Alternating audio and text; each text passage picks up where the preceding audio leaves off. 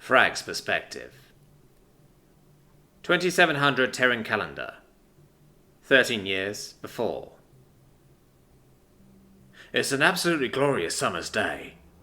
A little on the hot side, but bright, clear and fresh.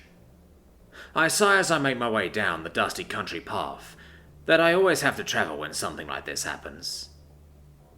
I run my hand over the tops of the vivid yellow Yangadallan wheat stems that grow alongside the path, enjoying the sensory experience while I walk. I take a deep inhale. She needs to trust me. I can't get angry. I can't shout. I can't tell her she's done something terrible. I need to be kind. I need to be understanding. I need to calm her down. As I draw close to where the road passes over the culvert, I hear what I knew I would. Sobbing. Stepping from the road, I skid down the short slope and into the dry stream bed.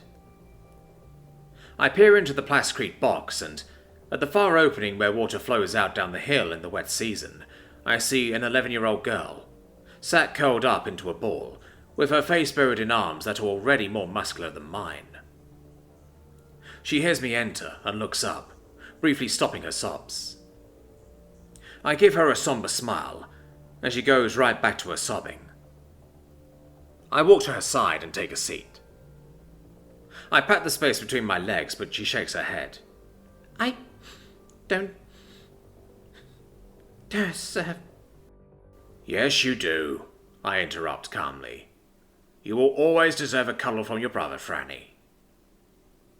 She hesitates, but then moves to take the seat against me. I let her sob for a little while, just cuddling her reassuringly. Once she's calmed down a little, I say, So, you ran away from school? Her shaggy mop of flyaway orange hair bobs up and down beneath my chin. Why? There's a long pause before she answers. I heard Demira. The Capirover girl? Another nod. How did that happen? I ask, calmly and without accusation. We were playing. I got excited. Her arm, it just snapped. I didn't mean to, she says pleadingly. I know you didn't, Franny. I know you would never mean to hurt a friend. Demira was so nice. I really liked her, she says miserably. Was? Liked? Do you think you killed her by breaking her arm? I chuckle. She shakes her head. No, but she won't be my friend anymore. She'll hate me now. I really wish I could tell her that Demira definitely won't hate her. Unfortunately, she's lost friends this way before. She's also had trouble making friends because of the reputation she's gained. Kids can be cruel, and she knows it. I wish I wasn't like this, she says, holding up her arms. I wish I was normal. I wish Mummy and Daddy had fixed... You're not broken, Franny, I state firmly. You're different, sure, but you're not broken. There's nothing wrong with the way you are. I hate being different. Why didn't they... They didn't get you gene therapy because, if they had, you wouldn't have been you. You would have been someone else, Fran. Mum and Dad love you, just the way you are. So do I. I wouldn't trade you for the universe. And, one day, you'll find friends who can see how amazingly special you are and won't want you to change. She gives a mirthful puff before saying, Great! I can't wait to break their arms. I smile. I can tell you're feeling better if you have the wherewithal to be sarcastic, Franny. She grumbles, but doesn't contradict me. Look, I say, unfastening my ponytail and putting a lock of my brown hair forward for her to see. Most Neanderthals are redheads. I'm a brunette. Nothing wrong with it. It's just the way I am. Not better, not worse. Just different. And? How many times have you hurt people by being a brunette? She asks innocently. I let out a hearty laugh before saying, All right, smartass. You can do sarcasm, but metaphor's still a bit beyond you, it seems. You're right. You do need to be careful. You know that. Neanderthals are stronger than sapiens, and that's doubly true for you. It's not fair on you that you have to be so much more careful than most, but that is the way it is. However, you haven't done anything unforgivable. You haven't done anything unfixable, and I cannot stress this one enough. You are not broken, alright? She sighs before saying, "Alright, Fraggy." Good. Now, Demira's arm should be mended by now. So how about you and I take a little walk to the Kabirov's house and see if an apology will do any good, She nods, then gets up. As we start walking, I say, "Speaking of being careful, you know not to hang out in Culver's when it's the rainy season, right?" She scoffs. "I know what flash flooding is, Frag." Fran's perspective. 2714 Terran calendar year. 1 year AF. I'm scared. I'm covered in cuts and bruises to an extent I don't remember ever being before. I've got a hangover that feels like someone's beaten up my brain with a brick. Not helped by the fact that the room is way too bright in my left eye, way too dim in my right, and probably focused in neither.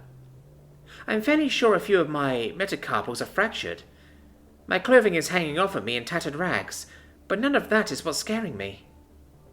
What's scaring me is the fact that I'm chained to an interrogation table in the Frugal jail and have no memory of what I did to get here. Did I hurt someone? Did I do worse than that? Not knowing is terrifying. The Frugal guard in the corner of the room is scowling at me. He thinks I've done something unforgivable, unfixable. An apology won't do any good this time. Just then, a handsome, I'd guess, sapiens man with dark hair, brown eyes, and medium brown skin, dressed in a stylish suit and a trench coat, breezes into the room. "Take off her handcuffs," he instructs my guard in Fulge, with a Colombian Spanish accent according to my translator. "But, detective," objects the Fuljack, "what if she gets violent again?" Oh God, again? I was violent? The sapien scoffs and answers, "Rookie, I've seen the aftermath of this woman's violence. I've seen the recordings of her being violent. I promise you, if this woman wanted to do violence, those handcuffs would not stop her." He turns to me. "Would they, miss?" It's true. The flimsy handcuffs around my wrist would be simple for me to break, but then what? I could probably walk out of the building and no one would be able to stop me, but where would I go? I think it's safe to assume whatever I did lost me my bodyguarding job, my friends, Emiko, Son. I'd have no way off the planet and would look guilty as hell for having tried to escape. Should I say all of that? Probably best not. I settle for giving my head a little shake. The confident man gives a gesture of a meaning I can't infer, and the Fuljack's eyes go wide. "So, if you wouldn't mind," says the cool man, pointing to my cuffs. The cub removes my cuffs like he thinks I'm a wild animal. "And would you please go and see if you can find a shirt for Miss Hunter? Her current one leaves a little to be desired in terms of her modesty," he says, gesturing to the tatters covering my torso that were a modest shirt yesterday. The Fuljack looks pleased to be allowed to leave the room as the sapien sits opposite me. "I apologize to my colleagues, Miss Hunter. A rather disproportionate number of our cases are related to Terran antics, so I'm sorry to say there's a bit of a prejudice problem in the guard." He smiles sweetly, switching to Spanish. "That's okay," I say hesitantly. "My name is Detective Ramon Slu Vasquez, and I'll be the one conducting your interview. Do you mind if I record you?" he asks. I shake my head. He places a holopad on the table and sets it to record before saying, "Please state your name for the record." "Fran Gimli Hunter," I answer. "And where are you from, Miss Hunter?" "Younger Dalla." "Oh, high gravity. That's, what, 2.5 galactic standard, 1.2 Earth standard?" I nod. "Well, I suppose that goes some of the way to explaining your prodigious strength," he grins. "I suppose," I respond, fighting back the urge to provide a full accounting of the provenance of my strength, since he didn't actually ask for it. "You have any family on Yangadala, Miss Hunter?" I nod. "I've got my mum, my dad, and an older brother. There's an age gap between him and me, though, since my mum had her cycle paused to fight in the war." Oh, you're natural born. Yes, I confirm. Second generation through my mum. My dad was tube-born, though. What do you do for a living, Miss Hunter? What's your occupation? He asks. I'm a bodyguard, but I'm also a semi-professional bodybuilder. I earn royalties from my shoots. Interesting, he says, eyebrows high. Now, Miss Hunter, can I just ask, how much of last night do you remember exactly? He says, not uncannily, but not smiling anymore. I'm really sorry, I say, trying not to cry. What are you sorry for? He asks, tilting his head. Whatever I did. For being violent, all of it, I say, really struggling to keep the sobs out of my voice, and choking a little with the effort. Could I just get you to answer the question, Chica? He says, furrowing his brow. What do you actually remember? I take a deep breath before saying, my girlfriend and my charge went to a military history museum, then to a fun fair. I destroyed a strength machine, guiltily. He chuckles. Yes, a wrecked game of High Striker. Briefly made me think you might just be a vandal. I didn't mean... I know, he says, waving his palm up and down at me to convey something. I spoke to the girl. She told me that you were very apologetic. She told me you warned her and that she didn't believe you, so told you to just hit it as hard as you can. Oh, and she asked me to let you know she got that date with the sexy maintenance guy and to say thanks. I ruled out petty vandalism as a motive very early on. What else do you remember after that? I think. I very much do not like the feeling it gives me to try and recall, but I answer. I remember being scared, really scared, and so angry. But I can't remember at all what I was scared of or angry about. I can't remember what I did. He nods. I thought so. That's about what I'd expect for someone who went through what you went through. And what did I go through? I ask.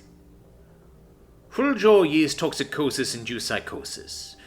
You were told about it in your Welcome to Fruge lecture, I'm certain. I think back before remembering. Frugal alcohol drives humans insane, unless we've taken the counteragent, right? Exactly. He smiles. But I took the counteragent, I say, confused.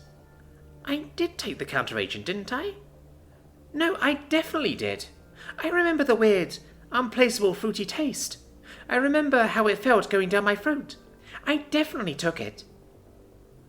Toxicology confirms trace amounts of the counteragent in your bloodstream. You took the counteragent, he states. But then, why didn't it work?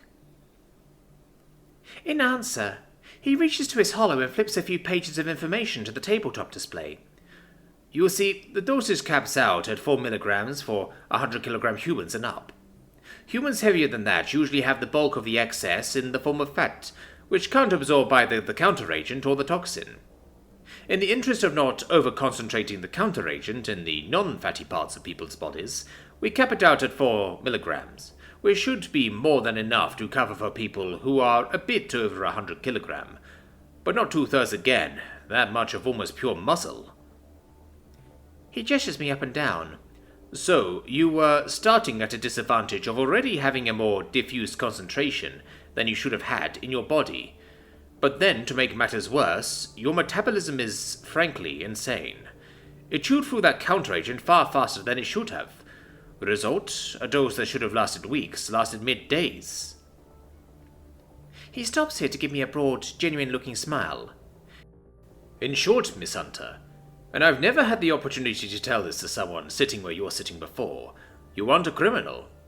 You are an unfortunate victim of circumstance, and the regulations that failed you need to be amended. I shall be writing up an advisory to that effect later today. I'm stunned for a few moments before reality comes crashing back to me, and I ask, but didn't I hurt people? Oh, you most assuredly did, but nothing that won't have already been fixed up. The worst was that blonde crewmate of yours. You broke her back. But she was up and about by the time I spoke to her. No fatalities, thanks to your friends. But, I say slowly, are they still my friend? At that point, the door bursts open. Ramon's perspective. Into the room burst the copper-haired man who restrained Miss Hunter for the suppression squad to trank her last night. He carries a holopad, protecting a holograph of a teenage girl who gives me an accusing point before declaring, "This woman is entitled to have legal counsel present during questioning, and you are in violation of her rights as a detainee by not informing her of that fact. Article 14, subsection F of the UTCGU Peace Treaty clearly states that Terrans have the right to an appropriate legal counsel present when questioned by authorities, guaranteed across the Galactic Union. What is not stipulated in that article, however, is the obligation to inform detained Terrans of that former right." "That's a semantic loophole, out of keeping with the spirit of the clause, and you know it," declares the girl. Miss Hunter looks thoroughly bewildered. "Are you qualified in the practice of frugal law, miss?" I asked the teenager, amused. "As a matter of fact, I am," she shouts triumphantly. "Oh, really? And when did you qualify?" I laugh. 23 minutes ago, on the ride down from orbit," she answers defiantly. "Handy being able to simply download the sum totality of frugal laws and courtroom practices." "Ah, I understand," I say, comprehension dawning. "An AI? That does change things. I thought you were just some teenager playing lawyer from her bedroom in Ohio or wherever." "Yes, well, now that's cleared up, I am able to prove beyond a shadow of a doubt that Fran Gimli Hunter bears absolutely zero criminal responsibility for her actions last night, and is, instead, a victim of circumstance who has been failed by the system," she says, taking a holographic chair as it materializes into being next to Miss Hunter's. "You see, Miss Hunter was given an inappropriately low dose of counteragent upon her arrival to Fruge," I offer. Yes, that's right. And her physiology broke down that which she was given at a far faster rate than typical." The AI girl gives me an incredulous look before continuing. "Yes, Therefore, Miss Hunter bears no criminal liability, and is only on the hook for a flat 1,000 cred UTC national insurance deductible, which can and ought to be waived in consideration of her circumstances."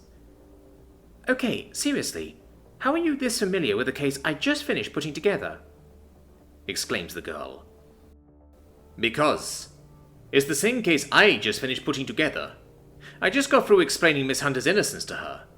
I apparently don't give this impression, but I'm actually quite a competent criminal investigator," I chuckle. "Well, okay," says the freshly qualified AI lawyer, deflating. "She's free to go, then." "As soon as my junior comes back with something for her to wear, she's free as a bird. It would be undignified to make her walk out of the station with the current state of her clothing," I smile. "Okay, then," nods the lawyer, looking not unhappy, but decidedly like she's had the wind taken out of her sails. I lean against the back of my chair and watch as both of the uninvited guests begin telling the former suspect how worried they were, how worried everyone else was, and presumably still is about her, and about the madcap dash to get qualified to represent her and put a case together. I hope that answers your question, Chica.